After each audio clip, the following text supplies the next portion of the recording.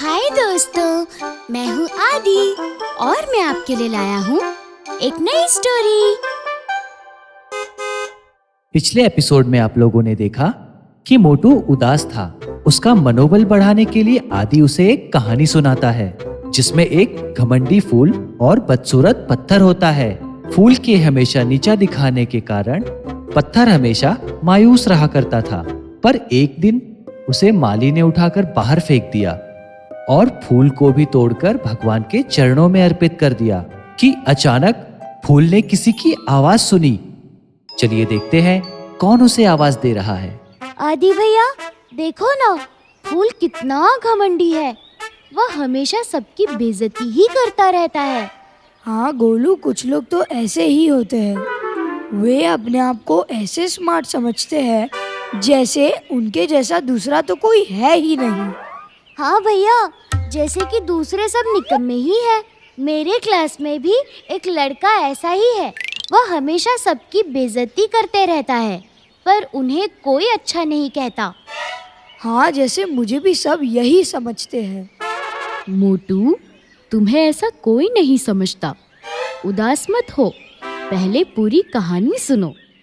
फूल इधर उधर देखता है कि उसे कौन बुला रहा है। फूल भाई, इधर देखो, ऊपर आओ, आपका स्वागत है। भगवान, आप मुझे पहचानते हो? क्या बात है! अरे वाह, मुझे तो भगवान भी पहचानते हैं। क्यों ना पहचानूं? जरा ध्यान से देखो, मैं वही हूँ, बगीचे का तुम्हारे साथ रहने वाला पत्थर। हाँ, वही जिसे तुम हमेशा निकम्मा और बदसूरत कहकर मजाक उड़ाया करते थे। क्या आप वही पत्थर हो? पर वो तो कितना बदसूरत था। आप इतने खूबसूरत कैसे बन गए? और मूर्ति कैसे? और वह भी फिर से यहाँ? है ना आश्चर्य?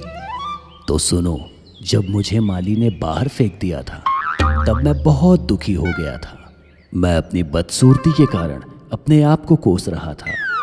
मैं कुछ काम का नहीं, यह सोच सोचकर मैं रो रहा था। एक बार एक मूर्तिकार वहां से गुजर रहा था और उसकी नज़र मुझ पर पड़ी। उसने मुझे ध्यान से देखा और मुझे अपने घर ले गया। मुझे नहलाया, साफ किया और मुझे ध्यान से देख देख कर खुश होने लगा। मैं सोच में पड़ गया कि आखिर उसने मुझ में ऐसा क्या देखा। मैंने उससे पूछा तो उसने मुझे जो कहा मैं मान न सका। हे पत्थर, सुनो, बहुत कम पत्थर ऐसे होते हैं जिनमें दरार नहीं होती और उन्हीं पत्थरों से मूर्तियां बनाई जा सकती हैं। और तुम्हें पता ही नहीं है, पर एक ऐसे ही भाग्यशाली पत्थर तुम भी हो। मुझे अपने अंदर से आती हुई ताकत का पता ही नहीं था।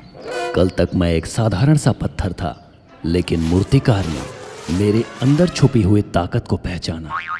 मैंने उस पर विश्वास रखा। उनके कहे अनुसार मैंने हथौड़ी के वार सहे और आज देखो, आज मैं इस मंदिर की मूर्ति बनकर खड़ा हूँ और सभी मेरी पूजा कर रहे हैं। फूल, तुम रूपवान हो और तुम्हारे अंदर सुगंधित गुण भी हैं, पर इसका मतलब यह नहीं कि दूसरों में कोई गुण ही नहीं। सब में अपनी अपनी विशेषताएं होती हैं। हर किसी में कोई ना कोई एक खास गुण होता ही है। इसीलिए याद रखें, कभी किसी का मजाक ना उड़ाएं। सभी को सदा सम्मान दें, तभी दूसरे भी तुम्हें सम्मान देंगे। आदि, सभी फूल जैसे ही है, कोई अच्छा नहीं है। सभी मुझे भी उस पत्थर की तरह समझते हैं, मोटा, आलसी और निकम्मा। मोटू, तुमने सुना नहीं उस मूर्ति ने क्या कहा? उसने कहा कि हर किसी में कोई ना कोई तो अच्छा गुण होता ही है, बस हमें विश्वास रखना चाहिए। उस पत्थर ने जिस प्रकार उस मूर्तिकार पर विश्वास रखा, उसी प्रकार हमारे जीवन में भी जब कभी भी हमारे बड़े कुछ कहते हैं, हमें किसी भी चीज़ को लेकर टोकते हैं या डांटते हैं, तो हमें उनकी बातों पर गौर करना चाहिए कि हमारे अंदर क्या कमी है। जितना इन बातों को हम सहन करेंगे और हमारी गलतियों को सुधारेंगे, उतने ही हम अच्छे बनते जाएंगे और हम स्मार्ट और पावरफुल बन जाएंगे। समझ गया आदि। मुझे मेरे मम्मी पापा रोज कहते हैं, पर मुझे लगता था कि वे हमेशा मुझे डांटते ही रहते हैं, इसीलिए मैं उन पर गुस्सा करता था।